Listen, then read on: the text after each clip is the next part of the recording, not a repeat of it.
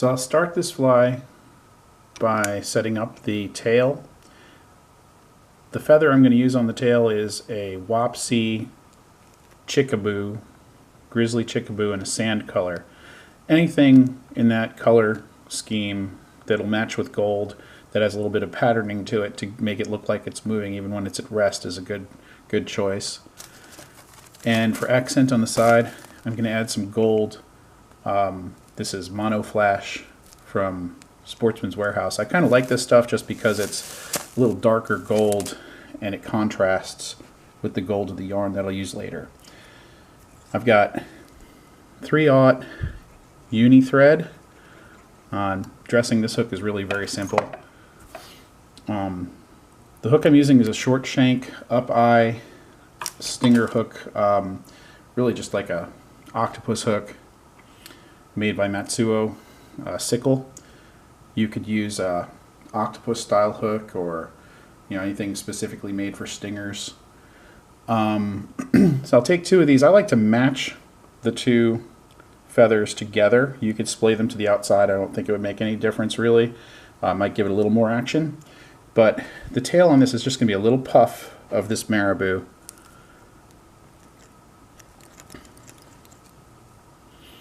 And it can come up off the bend of the hook like that.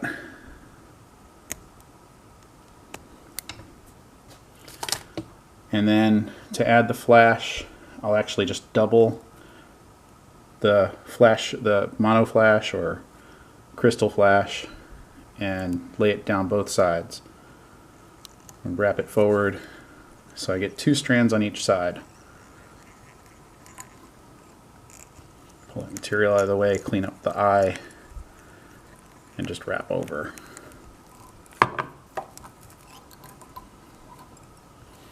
Doesn't have to be pretty.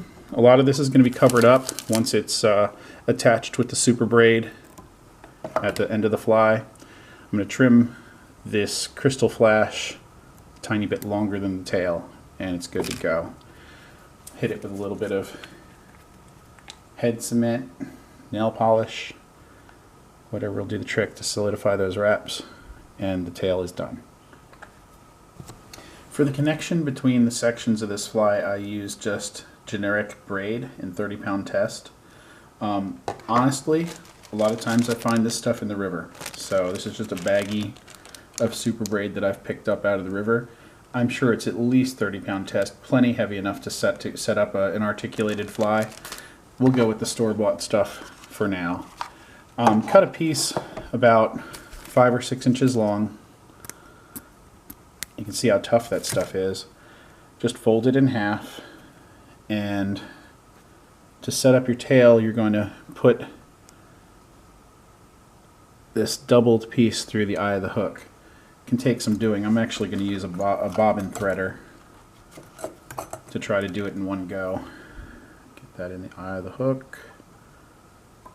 There we go. Take the doubled piece of super braid, get it into the threader, and pull it through. There it goes.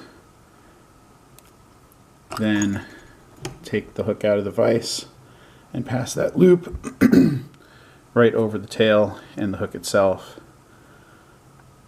so that the loop comes down underneath the shank of the hook, and you've got a doubled piece of super braid attached to the tail.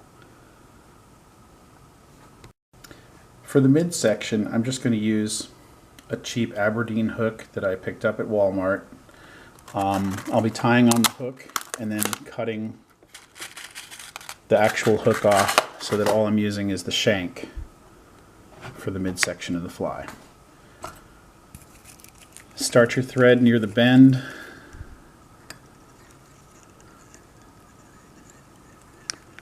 Lay down a base and go right to the bend so you get a nice long shank to tie on for the midsection. And you're going to attach your tail, leaving about a 1/4 inch, maybe a little less. Try to keep the pieces of super braid side by side so that when this fly is finished, the tail goes side to side. It doesn't do so much up and down. Make it a little short. Make sure it's tied in nice and tight. Then wrap forward and really make sure that that stuff is secured. In fact, the best way to make sure that this super braid doesn't come undone is to lay down a base all along the shank of thread. And you can even, one tip that I was taught was to tie an overhand knot underneath the shank of the hook before continuing forward. There's all sorts of little tricks to keep this braided connection from coming out, but you can figure eight around the two strands of super braid before continuing forward. A lot of people use crazy glue on the super braid. I don't know that it's actually necessary, but one way to make sure that this stuff absolutely won't come out is to go ahead and pass the super braid through the eye of that second hook. You get both strands through there.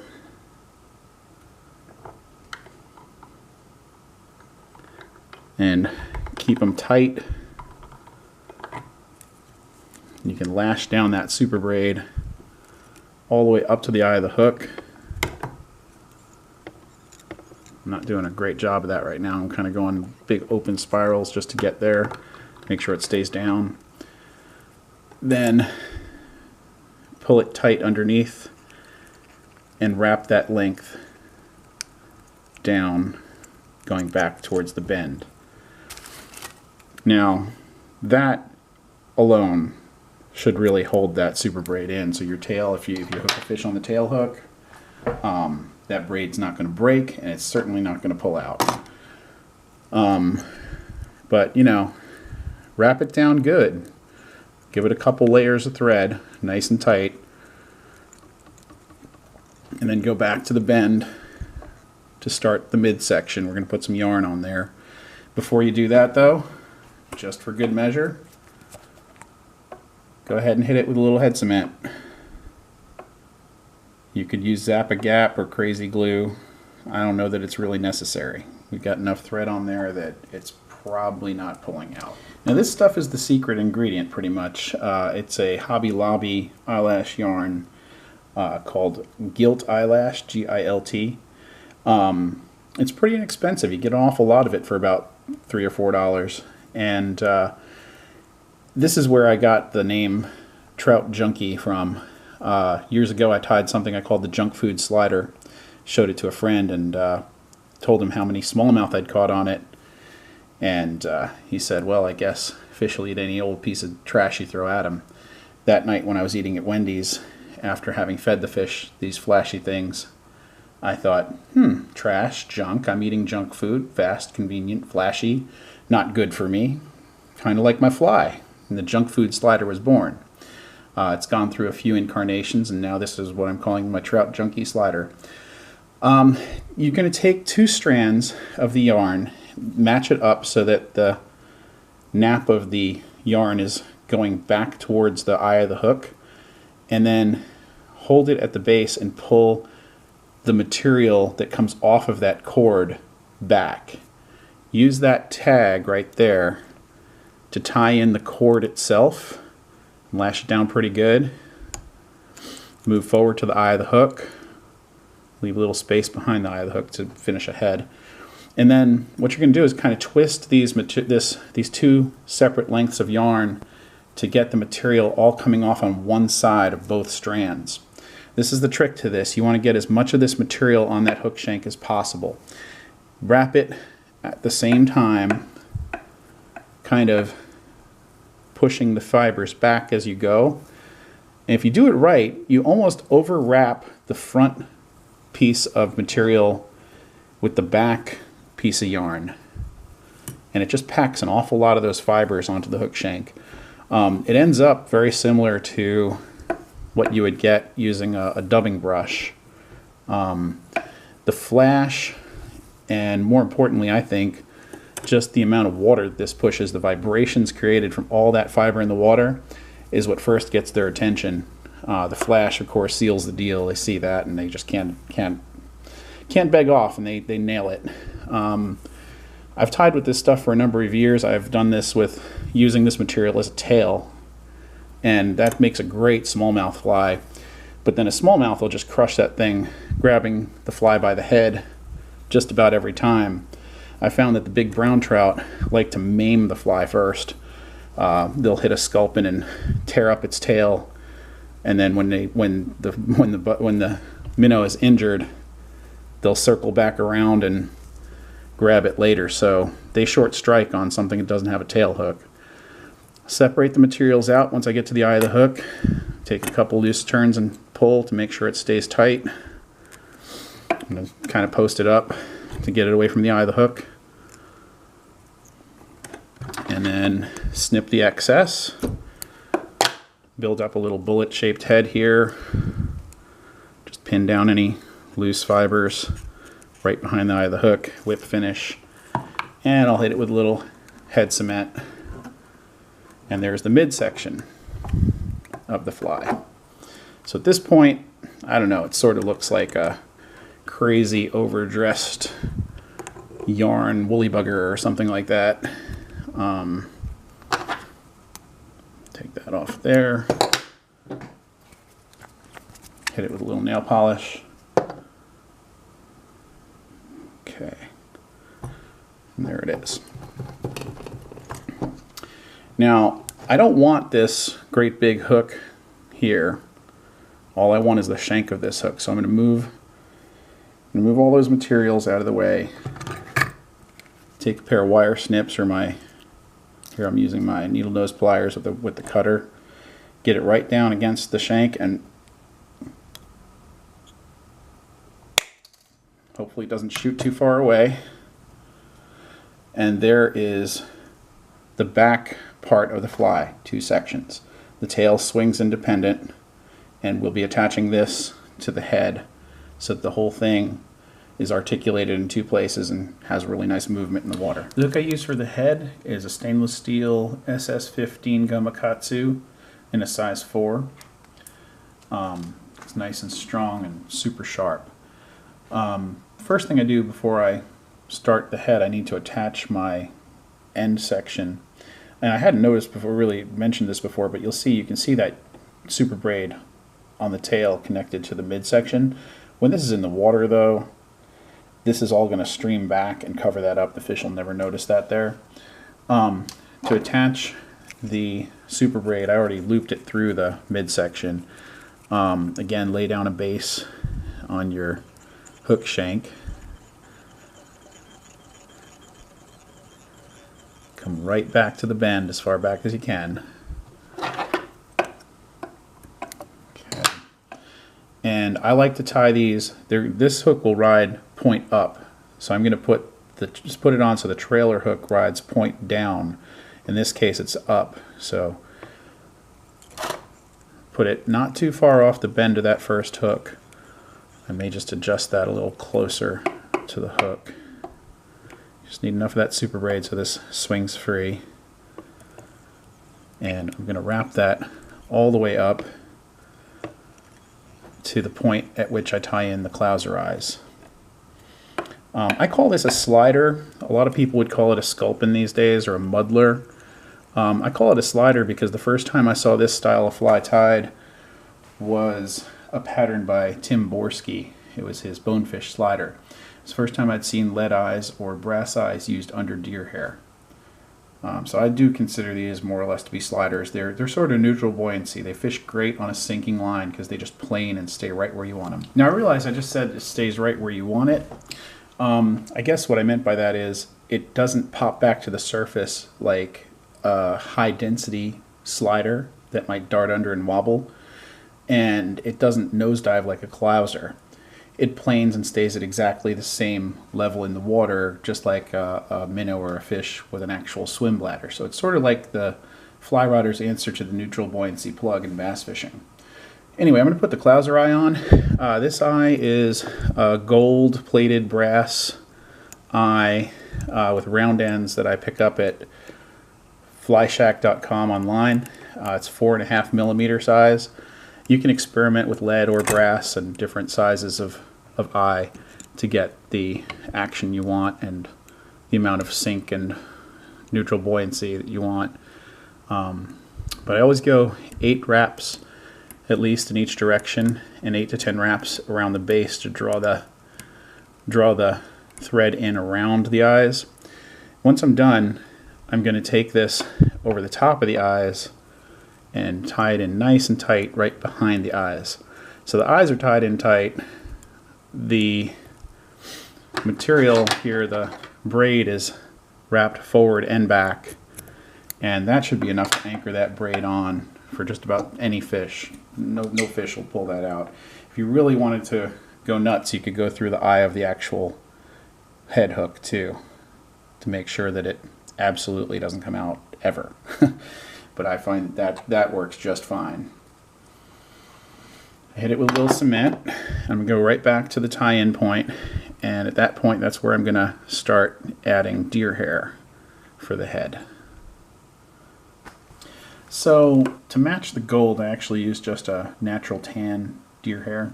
I've already put it in my stacker. Take about a pencil-sized clump and come right back to the bend. Make it so that it extends out past the bend a little ways with the tips. And I like to stack it, so I'm going to pull down hard and just keep it on top of the hook shank. Usually makes a neater collar. Those tips of the deer hair are going to encircle the top part of the hook shank, forming the collar, and they'll cover up the junction between the midsection and the head. They sort of flare out and look like the paddle-like tails, or tails, I'm sorry, fins, pectoral fins on a sculpin. There's a lot of different colors of this yarn. I really like, there's a black color yarn with gold flash in it. Of course, you'd use a black head for that, a black deer hair head for that. So once I have the bottom clump on, I'm just going to pull up to keep it directly opposite. Nice and tight. Wrap it in good. Pull this stuff back. I might work my thread through it, through the hair to hold it on. The nice thing about doing these sliders is that brass eye will get it down really well. Gets it under a little bit, and in a gentle current it will just sit there in the current. Many times with flies like this, I'll cast it out there and have a little tangle where I have to work on my line a little bit, and the fly will be hanging in the current 30 or 40 feet away from me. By the time I have the tangle worked out, when I pull on the line, there could already be, say, a smallmouth with that thing in its mouth, and you're into a good fish. I take my next clump and I actually cut the tips off so that when I trim, I look out for those tips, and they're the only thing I have to avoid cutting. Do 2 loose wraps and pull to spin the deer hair and pull it back. The other nice thing about spinning deer hair for this pattern is you don't need to do it super tight. This isn't deer hair bugs where you want it packed like cork. You just want to get enough hair on there to have a solid, just a relatively solid deer hair head. The brass eyes are going to pull it down into the water anyway. It's going to get waterlogged. So fast and dirty with the deer hair is fine. It's a great fly to learn to spin deer hair on because it produces like crazy. And again, you can do this with just yarn for the tail, and they catch tons of fish. I'm going to take a smaller clump to put on top of the clouser eyes, come over from the back and straight down in front, then come up from underneath and go from front to back over the top of the eyes. Now this can be tricky. You've got to work the thread in behind those clouser eyes, but one crisscross wrap will pack in enough hair on top that it covers up the base of the eyes. Then take a small clump again and trim those tips. Take it up underneath the clouser eyes, and now you're coming from behind on that side to the front. Really, all you have to do is pull straight up, and that will pin the deer hair right up to the underside of the clouser eyes. Wrap it in front nice and tight to make sure those wraps don't come undone. You still have a small section of hook shank in front of the clouser eyes. One decent clump of hair should do it. Let's see now. That should do it right there. So one loose wrap, two loose wraps, pull, and it flares all the way around the hook shank. Looks just about right. Push it back to give myself a little bit of space in front of the hair. And I could have gone with a little more, but you know what, that's going to work. Just wrap it on here nice and tight in the front, make a little bullet-shaped head, and whip finish it. All that's left now is the trimming.